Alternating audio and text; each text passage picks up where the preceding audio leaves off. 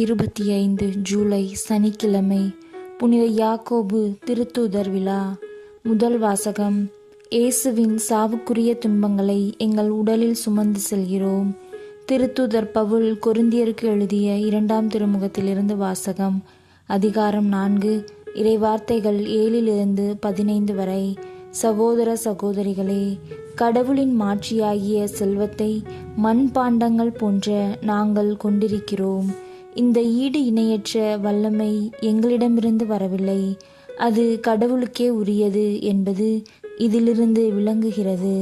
நாங்கள் எல்லா சூழ்நிலைகளிலும் இன்னலுற்றாலும் மனம் உடைந்து போவதில்லை, குழப்பமுற்றாலும் நம்பிக்கை இழப்பதில்லை, துன்புறுத்தப்பட்டாலும் கைவிடப்படுவதில்லை, வீழ்த்தப்பட்டாலும் அழிந்து போவதில்லை.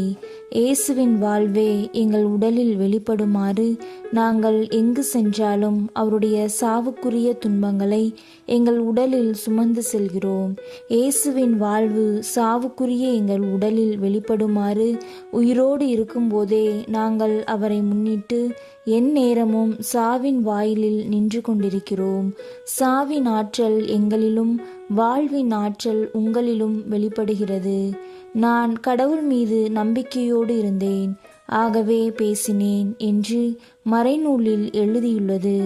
அதற்கொப்ப நம்பிக்கை மனப்பான்மை கொண்டுள்ள நாங்களும் நம்புகிறோம், ஆகவே பேசுகிறோம்.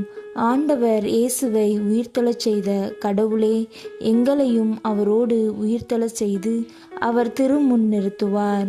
எங்களுக்கு தெரியும், இவை அனைத்தும் உங்கள் நன்மைக்கே நிகழ்கின்றன. இறையருள் பெறுவோரின் தொகை பெருக பெருக அவர்கள் கடவுளுக்கு செலுத்தும் நன்றியும் பெருகும். இதனால் கடவுள் போற்றி புகழப்படுவார். ஆண்டவரின் அருள்வாக்கு. இறைவா உமக்கு நன்றி.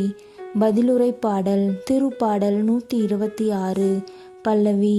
கண்ணீரோடு விதைப்பவர்கள் அக்களிப்போடு அறுவடை செய்வார்கள். சீயோனின் அடிமை நிலையை ஆண்டவர் மாற்றினபோது நாம் ஏதோ கனவு கண்டவர் போல இருந்தோம். அப்பொழுது நமது முகத்தில் மகிழ்ச்சி காணப்பட்டது, நாவில் களிப்பாரவாரம் எழுந்தது. பல்லவி. கண்ணீரோடு விதைப்பவர்கள் அக்களிப்போடு அறுவடை செய்வார்கள். ஆண்டவர் அவர்களுக்கு மாபெரும் செயல் புரிந்தார் என்று பிற இனத்தார் தங்களுக்குள் பேசிக்கொண்டனர். ஆண்டவர் நமக்கு மாபெரும் செயல் புரிந்துள்ளார், அதனால் நாம் பெருமகிழ்ச்சியுறுகின்றோம். பல்லவி. கண்ணீரோடு விதைப்பவர்கள் அக்களிப்போடு அறுவடை செய்வார்கள். ஆண்டவரே, தென்னாட்டின் வறண்ட ஓடையை நீரோடையாக வான்மலை மாற்றுவது போல எங்கள் அடிமை நிலையை மாற்றியருளும். கண்ணீரோடு விதைப்பவர்கள் அக்களிப்போடு அறுவடை செய்வார்கள். பல்லவி. கண்ணீரோடு விதைப்பவர்கள் அக்களிப்போடு அறுவடை செய்வார்கள். விதை எடுத்து செல்லும்போது அழுகையோடு செல்கின்றார்கள். அரிகளை சுமந்து வரும்போது அக்களிப்போடு வருவார்கள். பல்லவி. கண்ணீரோடு விதைப்பவர்கள் அக்களிப்போடு அறுவடை செய்வார்கள். நற்செய்திக்கு முன் வாழ்த்தொலி. அல்லேலூயா, அல்லேலூயா. நீங்கள் என்னை தேர்ந்து கொள்ளவில்லை, நான் தான் உங்களை தேர்ந்து கொண்டேன். நீங்கள் கனி தரவும் நீங்கள் தரும் கனி நிலைத்திருக்கவும் உங்களை ஏற்படுத்தினேன் என்கிறார் ஆண்டவர். அல்லேலூயா. நற்செய்தி வாசகம். என் கிண்ணத்தில் நீங்கள் குடிப்பீர்கள். மத்தேயு எழுதிய தூய நற்செய்தியிலிருந்து வாசகம். அதிகாரம் 20, இறைவார்த்தைகள் 20 28 வரை. அக்காலத்தில் செபதேயுவின் மனைவி தம் மக்களோடு ஒரு வேண்டுகோள் விடுக்குமாறு இயேசுவிடம் வந்து பணிந்து நின்றார். உமக்கு என்ன வேண்டும் என்று இயேசு அவரிடம் கேட்டார். அவர், நீர் ஆட்சி புரியும் போது என் மக்களாகி இவர்கள் இருவருள் ஒருவன் உமது அரியணையின் வலப்புறமும் இன்னொருவன் இடப்புறமும் அமரச் செய்யும் என்று வேண்டினார். அதற்கு இயேசு, நீங்கள் என்ன கேட்கிறீர்கள் என உங்களுக்கு தெரியவில்லை. நான் குடிக்கப் போகும் துன்ப கிண்ணத்தில் உங்களால் குடிக்க இயலுமா என்று கேட்டார். அவர்கள், எங்களால் இயலும் என்றார்கள். அவர் அவர்களை நோக்கி, ஆம், என் கிண்ணத்தில் நீங்கள் குடிப்பீர்கள்.